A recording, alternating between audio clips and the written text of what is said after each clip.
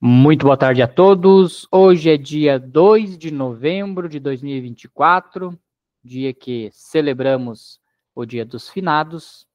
E para nós, espíritas, não existe um fim, mas um retorno à pátria espiritual.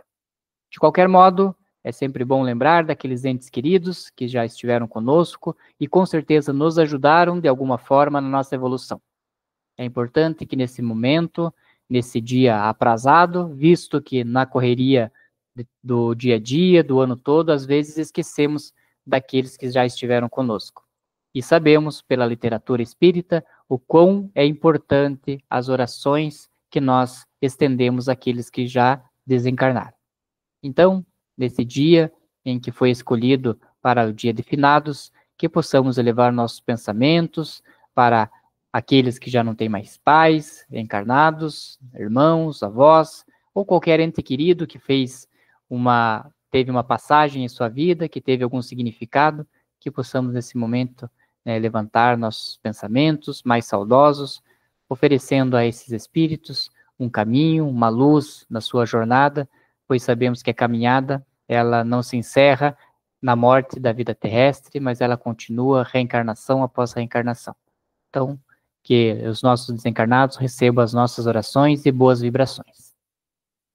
Nós estamos estudando o ano de 1861 da Revista Espírita. Estamos no estudo de número 69. Então, para você que está acompanhando o nosso estudo de forma gravada, saiba que este estudo ele ocorre todos os sábados, às 14h30. Então, se você gostaria de participar conosco, nos ajudar a estudar, você pode acessar o nosso site www.obreirosdosenhor.org.br. Lá no menu de estudos, você encontra um link permanente para participar desse estudo conosco. Você também vai encontrar um link para a nossa playlist no YouTube e também links para outros estudos online oferecidos pela casa. Venha estudar conosco, venha nos ajudar a aprender mais sobre o Espiritismo. Kardec vinha introduzindo um tema para nós chamado Dissertações e Ensinos Espíritas.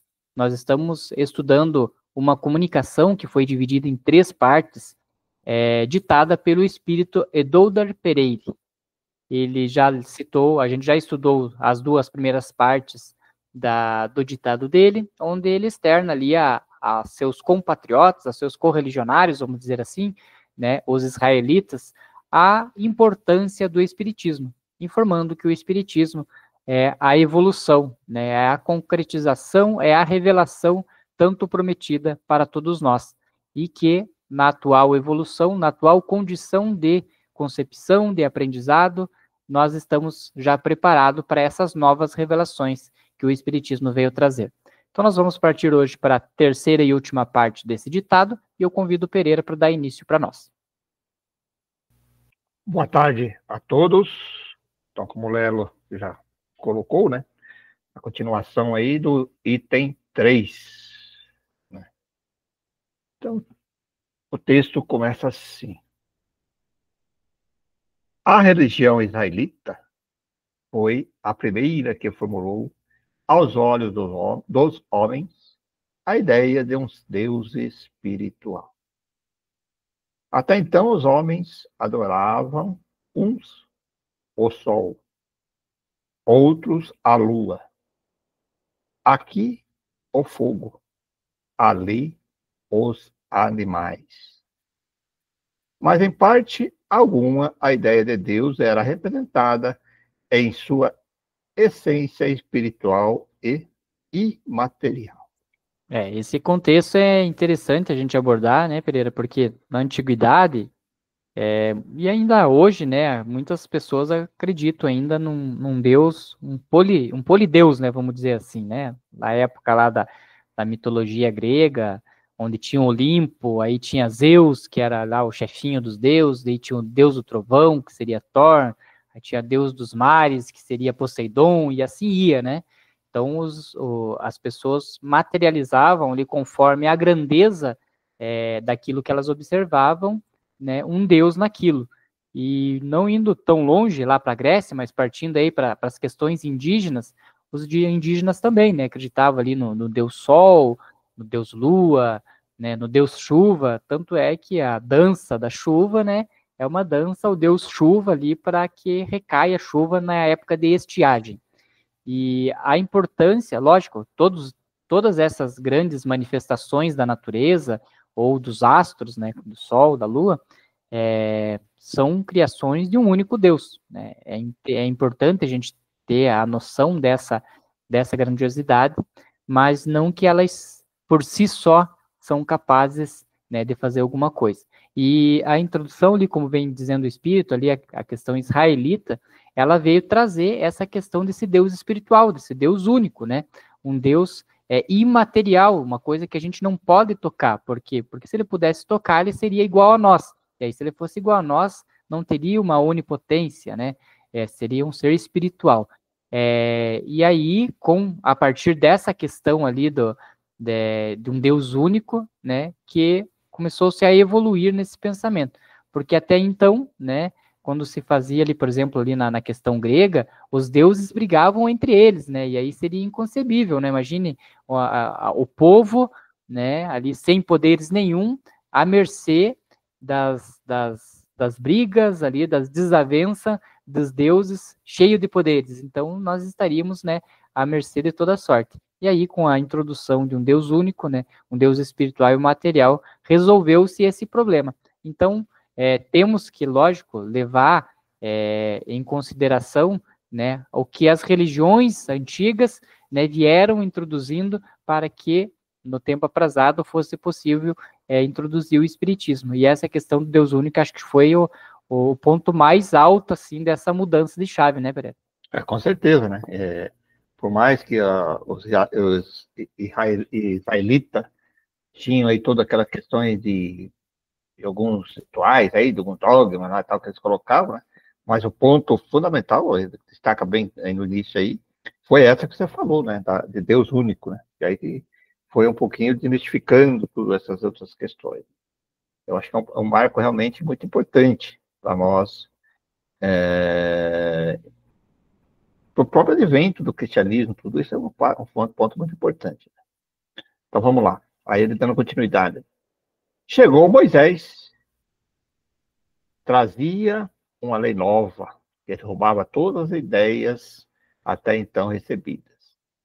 Tinha de lutar contra todos os sacerdotes egípcios, que mantinham os povos na mais absoluta ignorância, na mais abjeta escravidão, e contra esses sacerdotes que desse estado de coisas tiravam poder limitado, não podendo ver sem pavor a propagação de uma ideia nova que vinha destruir os fundamentos do seu poder e ameaçava derrubá-los. Veja bem, né, que Moisés ali, quem estudou ali um pouquinho a Bíblia, né, lembra, e que ele escutou ali a comunicação através de uma planta, né, de uma sarça ali que eles falam, né.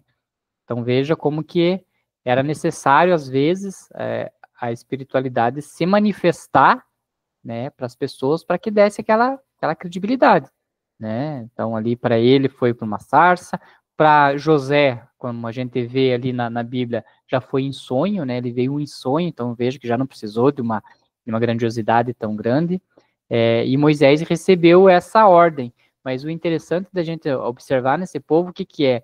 É que o poder estando ali na mão do faraó e dos seus sacerdotes, né, que detinham ali algum conhecimento ali sobre a questão ali de manipulação da energia, né, manipulação ali dos elementos químicos, né, para demonstrar que eles tinham poder. Mas o que eles faziam? Né? A gente sabe que, como diz na democracia, todo poder emana do povo, né? E eram muitos, né? A povo ali era em quantidade numerosa ali o povo escravizado. E o que eles faziam, né? Então eles mantinham os povos na mais absoluta ignorância, né? Na mais abjeta escravidão. Por quê? Porque quando você não entrega o conhecimento para o povo, não entrega condições dele sair daquela situação que ele está, né, você consegue conduzir esse povo da forma como você quer. E aí você vê que esse estilo ainda de dominação, de condução da massa, ela é utilizada ainda até hoje nos governos totalitários, assim, né, que querem centralizar na mão própria todos os poderes, e aí oferecendo de pouquinho em pouquinho para o povo para continuar a manifestação dele. Então é interessante, né, a missão que Moisés teve, isso, né, lá antes, mais de 6.000 anos atrás, vamos dizer assim, né, que ele já teve essa missão, e o quanto essas questões de manipulação ainda do povo, da escravidão do povo, ainda continuam nos dias atuais, né? E os faraós dos egípcios, eles eram considerados Deus, né? Eles tinham o Deus encarnado, né? Então, eles tinham toda essa força. Você imagina alguém chegar e falar que não era assim, né? Ele existia só um único Deus, que ele era imaterial, né? Que ele não estava aqui no mundo terreno. Então, aí tinha os sacerdotes que começavam a pregar isso perante o povo, né? Começavam a falar sobre isso. Sempre teve, né? E aí eles tinham que sufocar isso de qualquer maneira, né? Então, aí, que você disse, e hoje também funciona assim. Quando as coisas começam a chegar até o esclarecimento, começa a chegar aos povos, o poder, para manter o poder, eles mantêm na ignorância, né? E aí eles tentam reprimir de qualquer maneira, né? Para que a verdade não encontre realmente o povo. Infelizmente, ainda vai demorar algum tempo, mas as coisas têm seus caminhos, né? Ela alcança, a verdade chega, não tem jeito. Essa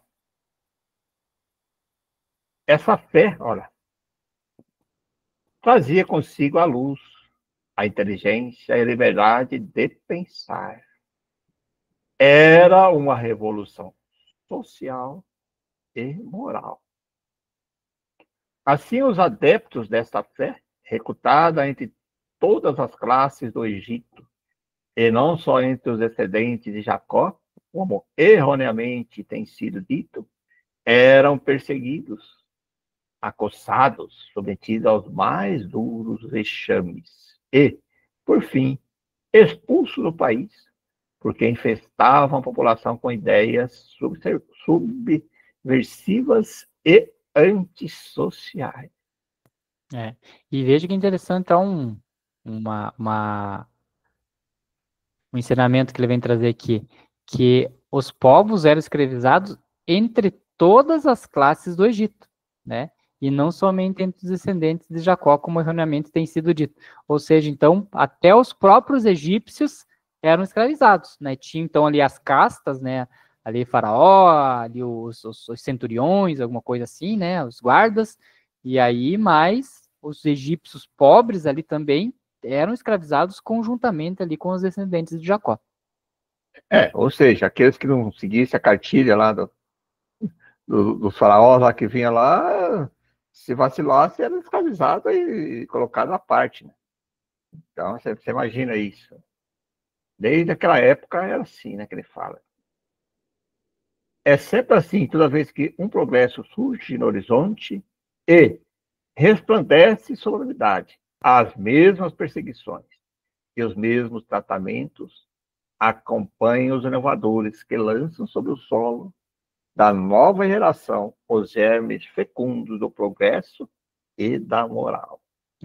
Olha, bem interessante isso que ele fala. Ó, toda vez que vinha, então, que eram perseguidos, acossados, submetidos aos mais duros vexames e, por fim, expulsos do país porque infestavam a população com ideias subversivas e antissociais. Ou seja, eles tentavam, todo aquele que tentava mudar alguma coisa, eles expulsavam, né? Escravizava até dizer chega e aí expulsava. Ou seja, sempre foi assim. Toda vez que um progresso surge no horizonte, resplandece sobre a humanidade. As mesmas perseguições e os mesmos tratamentos, ou seja, escravizar, tolir ali de informações, né, prender, né, toda vez é assim. O que eles fazem? Que vem com pensamentos inovadores, que lança sobre a nova geração e os germes fecundos do progresso e da moral. Então, toda vez que vem alguém com essa ideia inovadora, querer, vamos dar um passo a mais para a humanidade se desenvolver, vem todo o sistema, como a gente diz, e tenta rechaçar a pessoa. E consegue, em algumas das vezes consegue, né, Pereira? Ele está falando isso aí em 1861. Imagina, hoje é a mesma coisa, não mudou muito, né? Hoje, por mais que seja, isso serve claramente para o que está acontecendo hoje, né? Dá para perceber bem isso. As perseguições são de maneira diferente, mas tá aí, né? Ou às vezes até mais violentas que aquela época ainda. E olha a continuidade dele aqui. É que toda a inovação progressiva, ao levar à destruição de certos abusos, tem necessariamente por inimigos todos quantos estão interessados na manutenção desses abusos. Perfeito, né? É isso aí. Mas Deus Todo-Poderoso, que conduz com infinita sabedoria os acontecimentos de onde devem surgir o progresso, inspirou Moisés. Deu-lhe um poder que homem algum havia tido, e pela irradiação desse poder, cujos efeitos feriam os olhos dos mais incrédulos, Moisés adquiriu uma imensa influência sobre uma população que, confiando cegamente em seu destino, realizou um desses milagres, cuja impressão deveria perpetuar-se de geração em geração, como lembrança imperecível do poder de Deus e de seu profeta.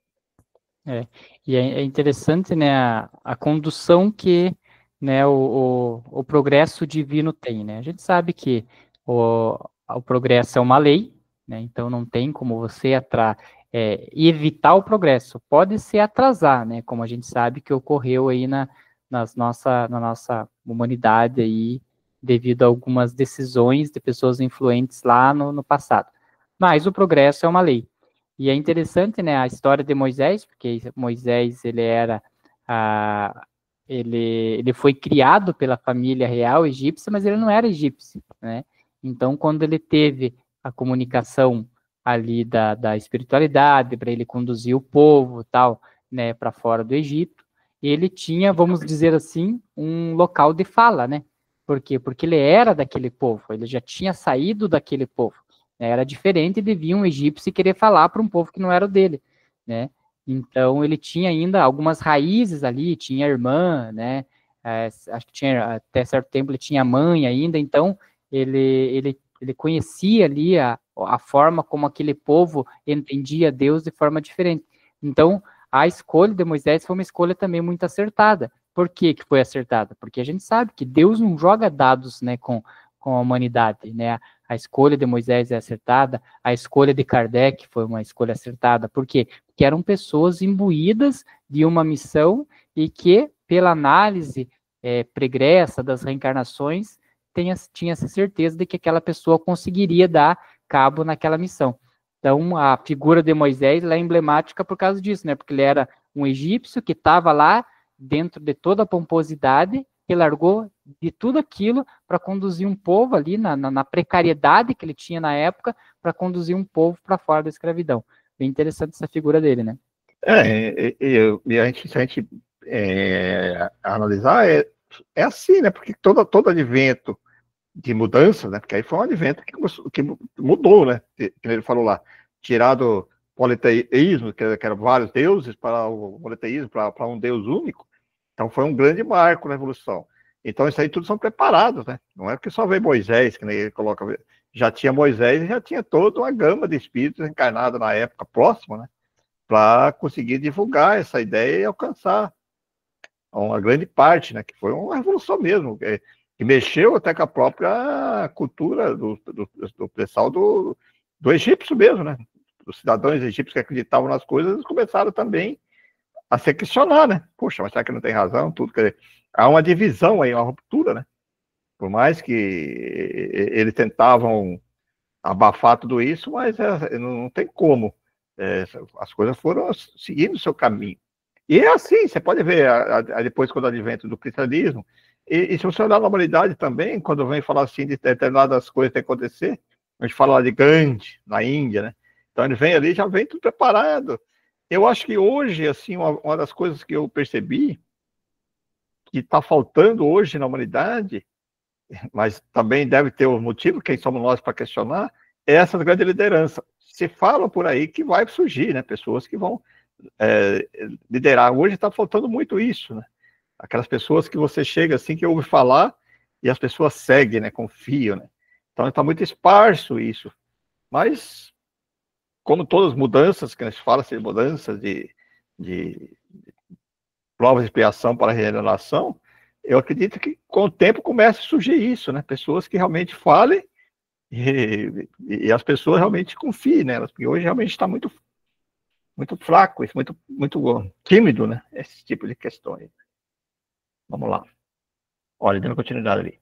A passagem do Mar Vermelho foi o primeiro ato da libertação desse povo. Mas sua educação estava por fazer. Era preciso domá-lo pela força do raciocínio e por milagres muitas vezes repetidos. Era preciso inculcar-lhes a fé e a moral, ensinando-lhes a pôr a força e a confiança num Deus Criador, ser imaterial, infinitamente bom e justo. Aí o texto vem trazer ali já a saída, né, ali do Egito, no momento que se abriu-se o Mar Vermelho, mas a gente sabe ali que pela história houveram outros, né, milagres, vamos dizer assim, para combater ali para combater não, para tentar fazer com que o faraó aceitasse, né, que era necessário deixar sair por bem, né, deixa liberto o meu povo, tal, né, então houveram outras ali, as pragas, né, que vieram ali para tentar convencer ali o faraó, e não foi possível nenhuma dessas, ele não aceitou nenhuma dessas até que chegou ali na última, né,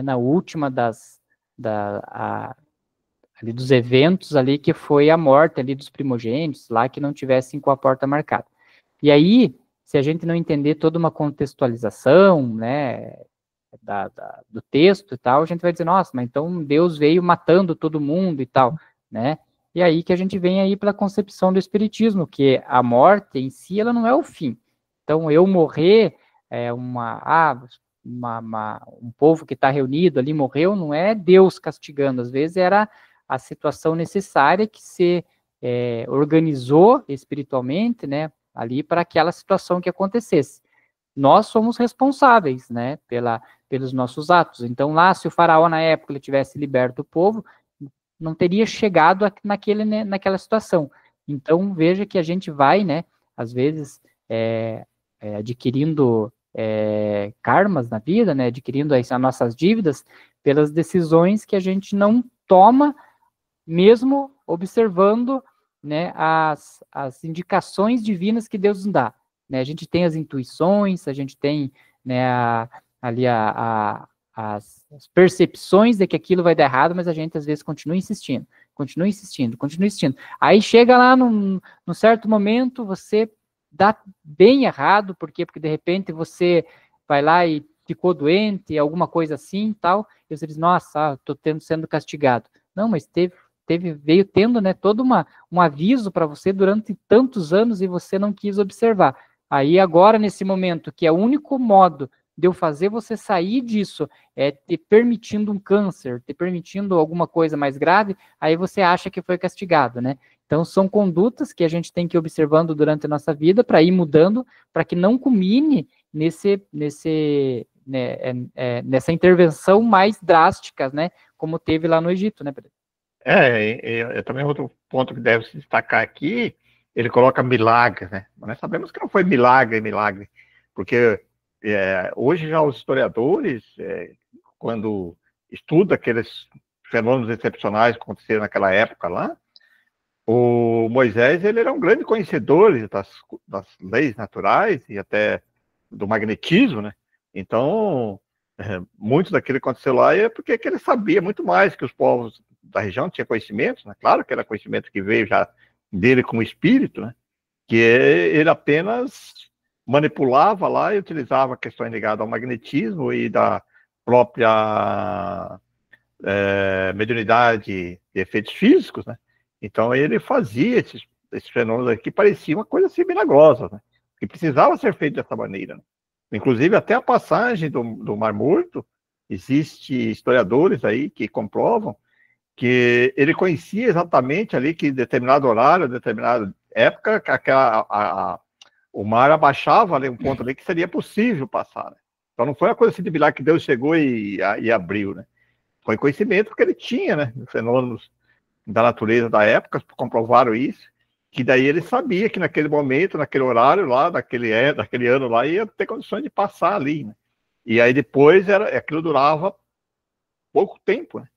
Depois, quando eles tentaram passar com as bigas lá, com o negócio tudo lá, o mar voltou novamente. Quer dizer, porque senão a gente fica olhando assim, precisava ser dessa maneira para o pessoal entender que foi uma coisa assim de Deus, uma coisa assim muito extraordinária. Mas Deus também não quebra leis naturais, né? Não existe isso. Pode, né? Não estou dizendo que não pode fazer isso.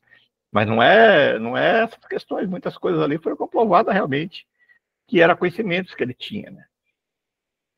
Esse dia eu até vi uma tirinha engraçada, né? Que aqui ele tá dizendo ali, ó, a abertura do Mar Vermelho, até fui procurar aqui para achar que é bem engraçado, né? O peixe patrãozinho, né? Porque ele tem uma gravatinha que é o peixe patrãozinho e o peixe trabalhadorzinho, né? Aí o patrãozinho dizendo assim, ó, atrasado de novo? O que aconteceu dessa vez? Aí o peixe trabalhador diz assim, ó, puxa, você não vai acreditar se eu te contar. Aí tá ele aqui, a hora que o Moisés abriu o mar, ele ficou de um lado, o mar tá aberto, como que ele vai passar pro outro para ir trabalhar? Eu achei engraçado essas tirinhas, né? Mas o que o Pereira comentou ali é isso mesmo, né? Tem estudos aí tentando comprovar ali, eles têm eu até li uma vez um artigo onde eles explicam cada uma ali das pragas, né? Ali do Egito, como que, cientificamente, como poderia ser acontecido. E a questão do mar é exatamente isso, né? A gente sabe ali que só a Lua, ela já influencia, né? Na alta ou na baixa ali do mar, né? Agora imagine ali se ele tinha um conhecimento assim, mais amplo, né? Por exemplo, ali na tsunami que a gente sabe, né? Quando ocorre tsunami, o mar totalmente recua e cria um grande vão de areia, né? Então vai que foi alguma coisa nesse estilo. Mas lógico, como que ele ia saber isso se ele não fosse um indicado, né? Uma pessoa responsável por essa missão, né? Não teria conhecimento. E lógico, como refalando, né? O que eu tinha dito anteriormente, Deus não joga dados. O progresso, ele é uma lei. Então aquilo estava escrito para acontecer como progresso e aconteceu, né? E tinha que ser de uma maneira realmente marcante, né? Tem que ser um negócio meio forte, né? Porque ele não entendia de outra maneira, né? Tinha que ser alguma coisa que ultrapassasse tudo que eles conheciam, né? E foi isso que Moisés fez, né? Foi uma coisa assim que, para ele buscava se reunir lá para tentar descobrir, né? Que é isso que eles faziam mesmo. A gente conta as coisas da história. Quando acontecia um fenômeno, o faraó lá chamava tudo lá, os cientistas dele lá da época, né? Os caras, os sacerdotes lá, tudo. E ninguém conseguia a resposta, né? Tentava e não sabia. Então tem que ser uma coisa desse tipo, né? Como que ia convencer um. Não tem como você não fazer se não for dessa maneira. Né? E aqui vem um outro ensinamento, né? Porque eu também tinha essa concepção de por que naquela época aconteciam coisas tão grandiosas, né? Porque o pessoal precisava acreditar. E aí hoje a gente ainda tem uma grande fatia da população que não tem fé, não acredita, né, em Deus, nada. Aí eu ficava pensando, né, poxa, mas por que não existe hoje isso ainda, né? Alguém abriu um mar vermelho, né, e tal. Mas aí vem aquela concepção. Hoje a gente já está num nível de conhecimento, de educação, de concepção das coisas que acontecem, que não necessita mais esses eventos astronômicos, né, para convencer. Hoje basta a gente ler, né, interpretar, analisar ali o que está acontecendo e a gente sabe que aquilo é realidade, até mesmo no espiritismo, onde no início os efeitos materiais eles eram praticamente a única forma que se promulgava ali o espiritismo. Aí, com o decorrer do tempo, né, passou-se, né, apenas para psicofonia e tal. Hoje a gente tem os estudos, então hoje a gente não vê mais ali, por exemplo, um efeito material, como a gente viu na revista Espírita, de jogar um guarda-roupa para o outro lado do quarto, né? Quase não tem, né? Por quê? Porque não necessita mais. Então a gente também tem que entender o período de tempo que estava, o período que estamos, porque senão a gente começa a dizer, né, mas naquela época existia, agora não existe mais, então quer dizer que, será que existiu, será que não existiu? Tem que ter essa concepção temporária também, né? É verdade.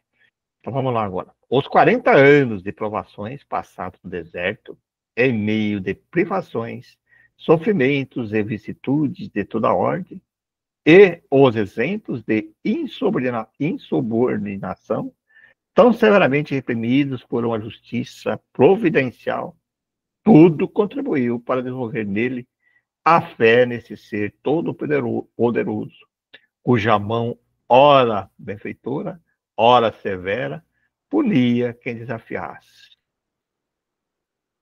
No Monte Sinai ocorreu esta primeira revelação, este notável mistério que repreendeu o mundo, que surpreendeu o mundo, o subjugou e espalhou sobre a terra os primeiros benefícios de uma moral que libertaria os espíritos das garras da carne e de um despotismo embrutecedor, que colocou o homem acima da esfera dos animais, dele fazendo um ser superior, capaz de elevar-se pelo progresso à suprema inteligência. Os primeiros passos desse povo, que havia confiado seu destino ao homem de Deus, foram travados por guerras, cujo efeito devia ser o germe fecundo de uma renovação social entre as populações que combatiam. O judaísmo tornava-se o foco da luz, da inteligência e da liberdade, e irradiava um brilho extraordinário sobre todas as nações vizinhas, provocando ódio e hostilidade. Esse resultado imediato estava no desígnio de Deus. Sem isso, o progresso teria sido muito lento. E ao mesmo tempo que essas guerras fecundavam, o germe do progresso era uma lição para os judeus cuja fé reavivava. Esse povo liberto de outro e confiando irrefletidamente na conduta de um homem que surpreendera em virtude de um poder miraculoso, tinha uma missão. Era um povo predestinado.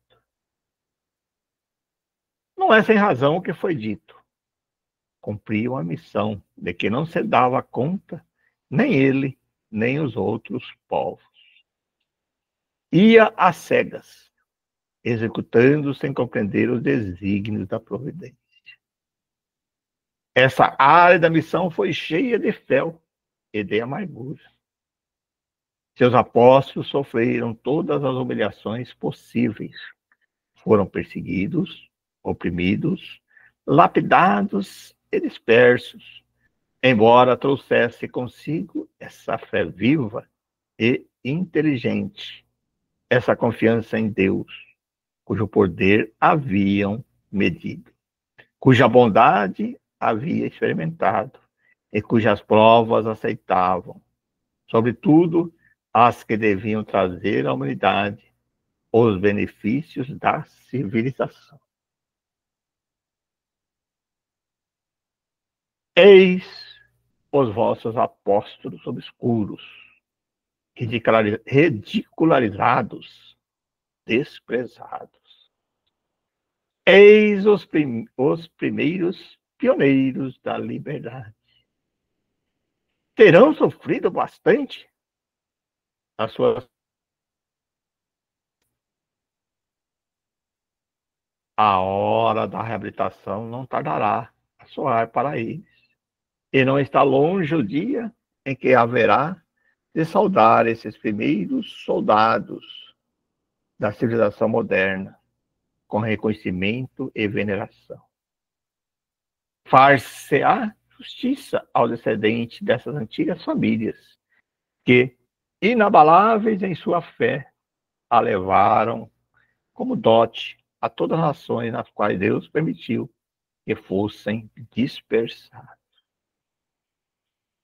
Quando Jesus Cristo apareceu, era ainda o enviado de Deus. Como Moisés, era o novo astro que surgia na terra, retomando sua missão para dar-lhe continuidade, desenvolvê-la e adaptá-la ao progresso realizado. O Então, só antes da gente passar ali para Jesus, né, que daí já é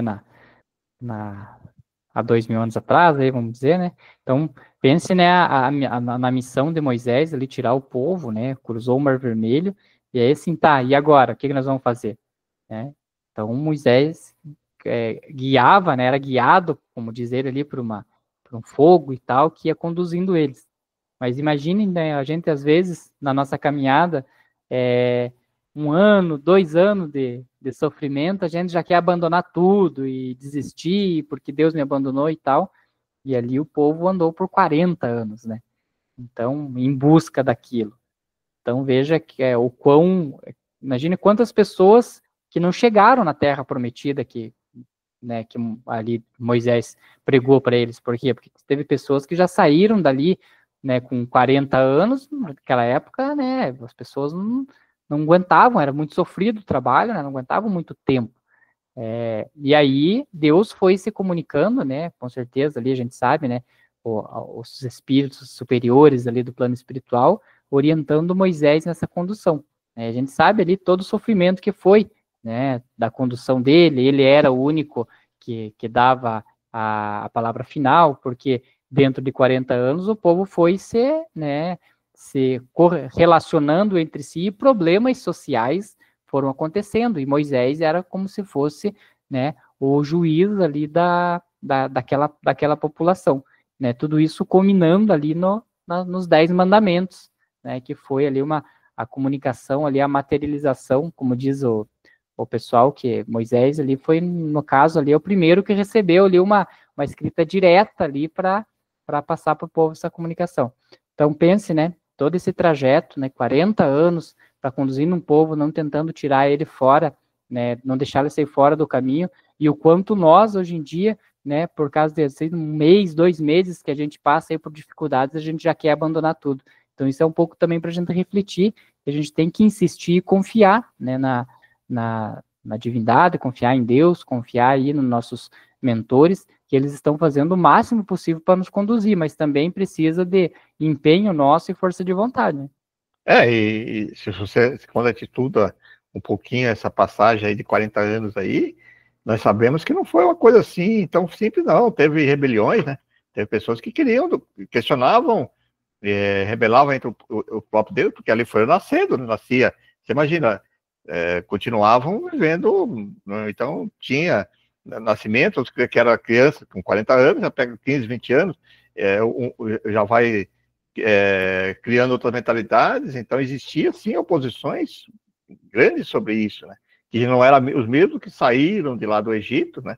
Vai mudando, né? Então vão influenciando. Então Moisés às vezes teve que agir com muita dureza, né? Precisava ser assim naquela época, né? Punindo, que você falou algumas questões ali que aconteciam ali dos adorar os bezerros de ouro, e tem várias outras passagens ali que nem sabia ali que Moisés teve que proibir. Aí que alguns questionam até hoje, né? Teve que proibir a mediunidade, né? Dizer assim que proibiu. Por quê? Por causa do abuso disso, né? Que existiam pessoas que tinham mediunidades ali e eles começavam a usar para outras coisas, alguns rituais ali, né? Que faziam outras adorações. Começou a criar praticamente as ideias que eles tinham dos egípcios, né? De adorar os bezerros de ouro, não sei o quê, né? Então, batalhas, né? Como ele não coloca, guerras que enfrentava, passava por povos, né? Mas não foi uma coisa assim tão simples. E você foi muito bem, como você disse no começo. Deus não joga dados, né? Então existia um projeto, uma lei, então isso aí ia. Se não fosse Moisés, outro assumiria, nós sabemos que sempre assim, e conduziria esse povo até chegar no advento de Jesus, né? Porque ele foi a preparação para isso. Bem interessante a gente a reflexão sobre isso. Progresso realizado, o próprio Cristo, olha lá, o próprio Cristo estava destinado a sofrer essa morte ignominiosa, cujas vias os judeus haviam preparados, desencadeando suas circunstâncias e cujo crime foi cometido pelos romanos. Deixai, porém, de considerar a história dos povos e dos homens, como às vezes considerado até hoje. Em vosso orgulho, imaginais que foram eles que provocaram os acontecimentos que mudaram a face do mundo. E esqueceis que há um Deus no universo, regendo a harmonia admirável, cujas leis suportais, imaginando que a impondes vós mesmo. Olha aí que bacana essa frase aí, última aí, né? A gente acredita no nome dele, mas existe um Deus, né? Não existe leis que está regendo tudo isso. Olhai assim, de um ponto mais elevado levado à história da humanidade. Abarcai um horizonte mais vasto e notai que tudo segue um sistema único. A lei do progresso em cada século, e não em cada dia, vos leva a dar um passo. Jesus Cristo foi, pois, a segunda fase, a segunda revelação, e seus ensinamentos levaram 18 séculos para espalhar-se e se vulgarizar. Ele está falando na época do Kardec, né? 1860. Sim, e veja que interessante, né? Então, na medida, né? Veio Moisés, fez toda aquela revelação, né? Aí o povo acreditou e foi, demorou, vamos pegar lá, não sei de quanto que época é Moisés, acho que se não me engano é 4.000, 3.000 antes de Cristo. Então, até chegar a Cristo, então foram 3.000 anos, vamos imaginar. E aí as coisas foram se vulgarizando. É interessante essa palavra para a gente poder contextualizar, que até chegar em Jesus, todo aquele ensinamento foi se vulgarizando, né? Por quê?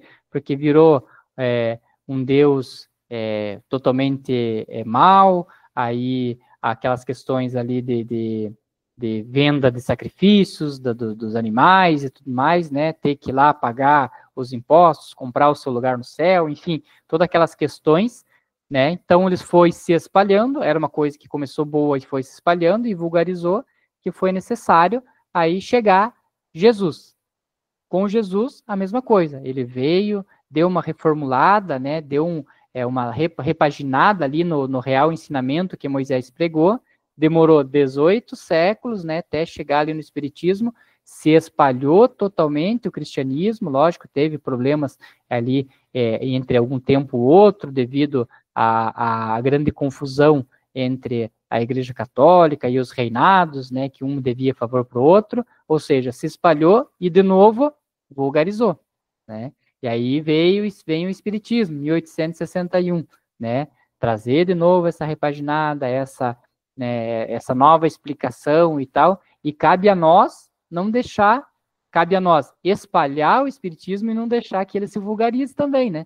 Porque se a gente deixar da forma como está, vai ocorrer, né, do Espiritismo ser como só mais uma filosofia, só mais uma doutrina, né, sem conhecimento, porque a gente sabe que algumas casas, algumas questões assim já não atuam no Espiritismo como o pregado por Kardec, e aí vai acabar se vulgarizando, se tornando mais um do mesmo, né? Verdade, né?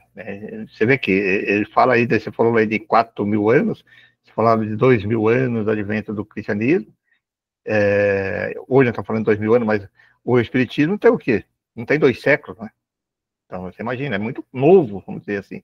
E já se começa a cair, porque as coisas parece que chegou no momento que os tempos vão acelerando mais, né? Assim, o advento as informações vão chegando mais rápido, por exemplo, a humanidade vai evoluindo. Na época era muito mais lento, né? Você vê que naquela época demorava as coisas. De um tempo para cá, as coisas estão muito mais rápidas. E olha o que ele coloca ali, ó. Por aí julgai quanto é lento o progresso e que que deveriam ser os homens quando Moisés trouxe ao mundo, admirado a ideia de um Deus todo-poderoso, infinito, imaterial, cujo poder se tornava visível para esse povo, para quem sua missão trouxe tantos espinhos, tantas perturbações.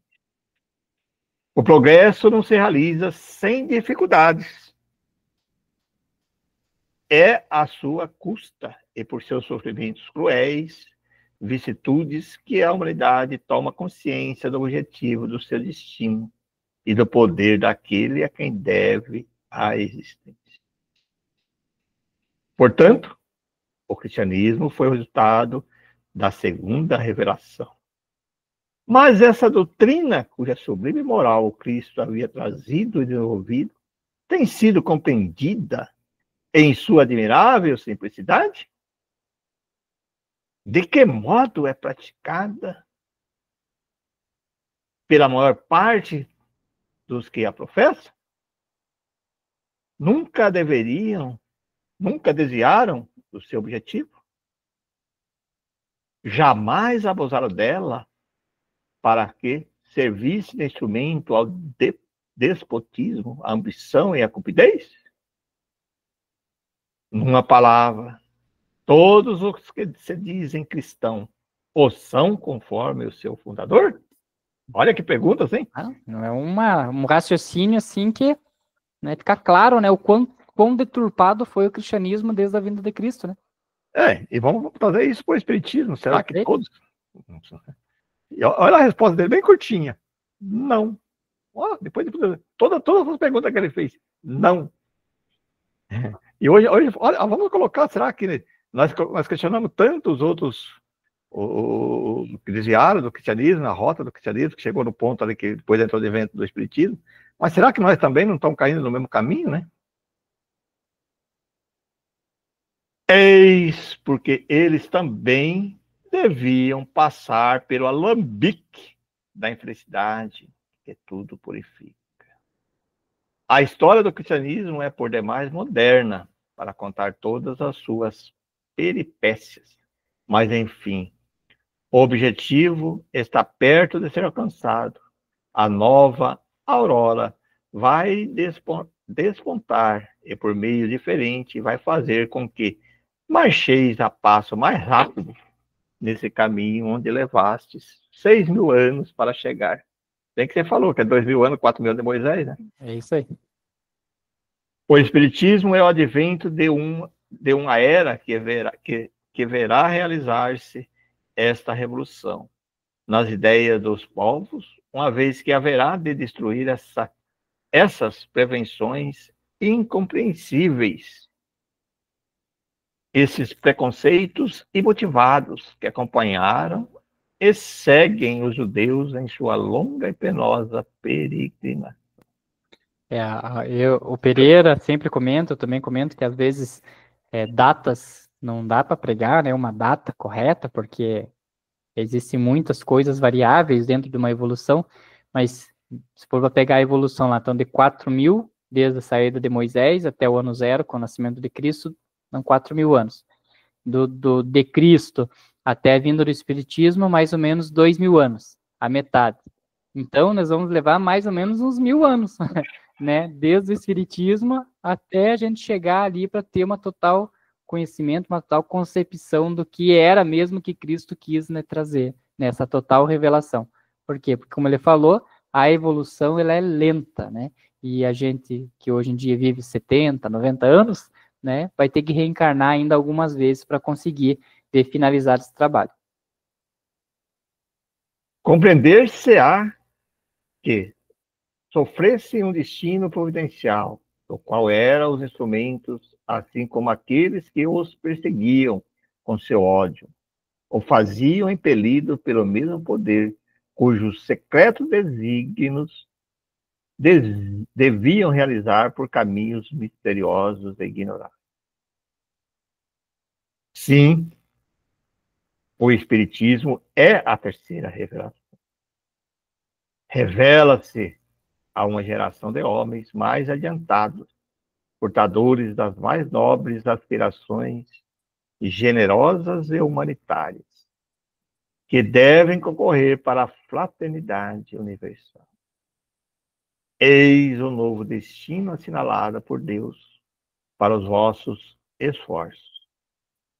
Mas esse resultado, da mesma forma que os já atingidos até hoje, não será obtido sem dores e sem sofrimento. Que se ergam os que se sintam com coragem de ser seus apóstolos. Que levante a voz, fale alto e claro, exponha as suas doutrinas. Que ataquem os abusos e mostre o seu objetivo. Esse objetivo não é a brilhante miragem que vão perseguir, que em vão, né, persegues, é real, e o atingirei na época fixada por Deus. Talvez esteja distante, mas lá está determinada. Não temais. Ide, apóstolo do progresso, baixai corajosamente a fronte erguida, baixai corajosamente a fronte erguida e o coração resignado. Tende por sustentáculo uma doutrina completamente isenta de mistérios, que faz apelo às mais belas virtudes da alma e oferece essa certeza consoladora de que a alma não morre nunca, sobrevivendo à morte e aos suplícios. Eis, meus amigos, o objetivo desvendado. Perguntareis: quais os apóstolos? Como os reconheceremos? Deus se encarrega de vos tornar conhecido por missões que lhe serão confiadas e que haverão de realizar. Reconhecê-lo-eis por suas obras e não pelas qualidades que se atribuam. Os que recebem missões do alto as cumprem, mas não se glorificam, porque Deus escolhe os humildes para difundir a sua palavra, e não os ambiciosos e orgulhosos. Por esses sinais, reconhecerei os falsos profetas. Eduardo Ferreira. Olha só, né? Foi um texto, as 3 partes, né, do texto muito, muito rico, né, de conhecimento. Profundo. Eu acho que deve ser estudado isso, né, no meio espírita, né, tudo isso aí, essas questões, e deve sempre se questionar isso mesmo, né, aqueles questionamentos que ele fala ali, será que nós também não estamos caindo no mesmo erros que caíram os primeiros cristãos, né? Quando você falando lá que você aceitavam ali com medo, por achar que de bonzinho aceitava descaracterizar o próprio cristianismo para seguir uma outra linha, né, para mudar, porque não, mas assim depois. Eu já ouvi muito essas questões assim, e eu não gosto muito disso, que quando fala assim, não, mas nós temos que aceitar que depois as coisas mudam. Não, gente, o que é certo, né? O que é errado. O que é ou não é, né? Não tem como isso. Porque se você aceita mudar achando que vai coisar o outro lado é muito mais forte, né? O apego material é muito mais forte. As ideias, né? Do poder aí, você não consegue, depois você fica arrependido, você não consegue mais lutar, né? Complicado isso. É uma reflexão que nós temos que fazer, né? Todos nós. E eu sempre tenho feito isso algumas vezes, a gente fica pensando nisso, vai, puxa vida. E às vezes eu questiono isso, e às vezes eu fico palavra, às vezes até em alguns embates aí, algumas reuniões que tem com algumas pessoas, eu evito de participar desses tipos de lideranças aí, né, por causa disso, porque você levanta, eu concordo com as ideias, fala uma coisa que pode. Aí, às vezes, não, mas você tem que ser mais tolerante, tem que aceitar, mas peraí.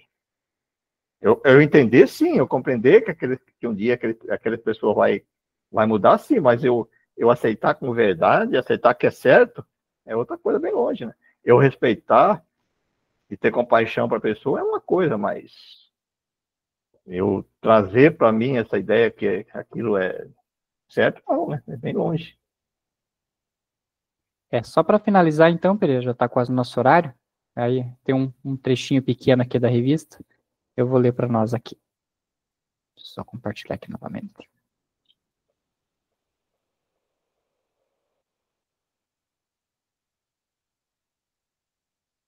Então, finalizando o mês de setembro, Kardec traz um trechinho chamado Variedades, e aí ele diz o seguinte: notícia falsa, ou fake news. Estamos acostumados agora com essa expressão, fake news, notícia falsa. Um jornal, não sabemos de que país, publicou há algum tempo, e ao que parece, outros o repetiram. Ou seja, um jornal publicou, outro copia, cola, e foram repetindo. Que deveria realizar-se uma conferência solene sobre o espiritismo entre os senhores Douglas Home, né, que deve ser, Marcillet, Squire, Delage, Sardou, Allan Kardec e outros.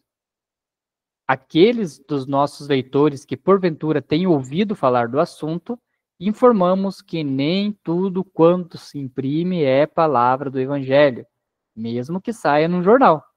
Né? Então veja que a fake news é de sempre, né? Então ele diz, mesmo que saia num jornal de grande circulação, às vezes não é uma palavra correta. Trata-se simplesmente de notícia falsa, condimentada pela malícia. É uma pena que se tenham esquecido de pôr espírito no tempero, ou seja, de pôr a verdade, né? Aliás, não nos surpreenderíamos se um dia víssemos publicadas as decisões desse congresso e mesmo citadas palavras que ali teriam sido pronunciadas, mesmo sem o congresso ter existido, né? Isto não custará nada, e em falta de coisa melhor, encherá as colunas do jornal. Allan Kardec. Desde aquela época, né? Desde aquela época. Só que o Kardec, ele tinha isso, né? Ele respondia, né? Ele não deixava, ele ia lá e colocava lá as coisas como que tem que ser. Você imagina. Naquela época que era difícil, hein? Para você redigir um texto, você tinha que, né, botar as letrinhas lá, para botar na grapa, para imprimir tudo aquilo lá, era trabalhoso, né? E os pessoal replicavam e iam, né? Tudo interesse de vender jornal. Muito bem. Chegou no horário? Chegamos no horário. Aí, meus amigos. Mais um tema riquíssimo esse que nós estamos estudando nessas 2 semanas aí, nessa última semana aí, hoje.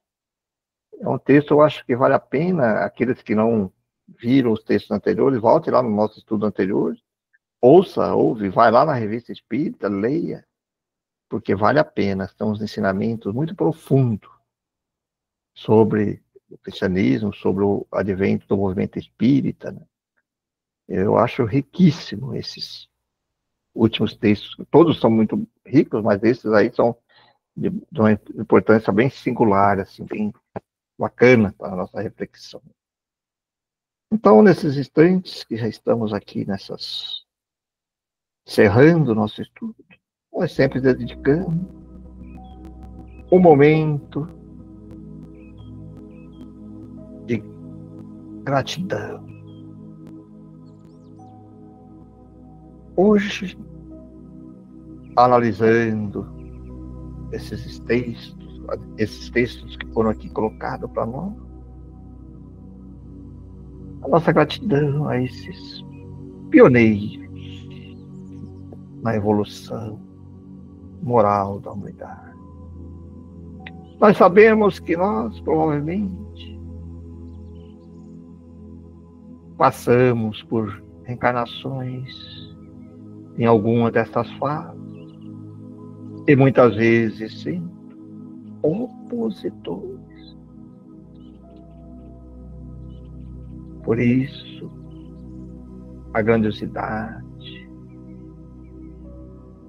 de Deus, que nos proporciona a oportunidade de nos redimirmos, e agora buscarmos as verdades através do Espiritismo. Muitas vezes nós criticamos tão severamente aqueles irmãos, aqueles cristãos que também se corromperam, deturbaram, desviaram as verdadeiras verdades, as verdades que deveriam ser pregadas. Quem sabe? Aqui fica uma nossa reflexão. Será que nós não fomos um também desses maus cristãos? E por isso hoje estamos aqui buscando levar estas verdades através do advento do Espiritismo para todos, para que não caiam também desse mesmo erro. E assim podemos nos redimirmos um pouco dos nossos erros e equívocos do passado. Sim, compaixão, sim, mas aceitar princípios errôneos por verdades. Aí está, meus amigos, a importância de nos refletir constantemente em tudo aquilo que fazemos, em tudo aquilo que pregamos, para que possamos ser mais celestes, mais coerentes com as questões morais. Por isso, a nossa gratidão a Deus que nos concede as experiências que vivemos. Quando a gente lê esses textos, nos traz algumas recordações por isso. Quem sabe, estamos falando de nós mesmos.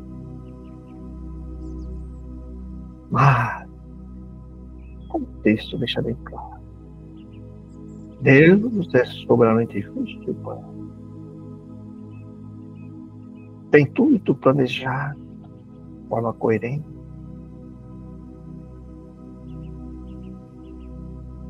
Para a nossa evolução.